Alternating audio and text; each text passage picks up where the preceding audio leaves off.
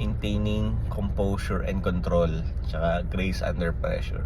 Paano ka ba mag-react kapag kami nangyayari sa'yo?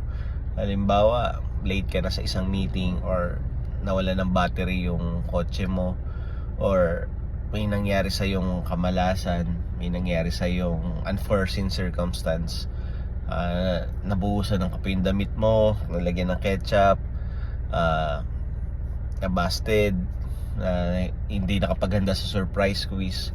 Ano ba yung ginagawa mo pagka ganun? Nagpapanik ka ba lagi? Or nagaano ka ba? Nagagahol ka ba pag late ka? Or ano ba yung ginagawa mo pagka, diba, yung sa weather ba? Nalulungkot ka ba?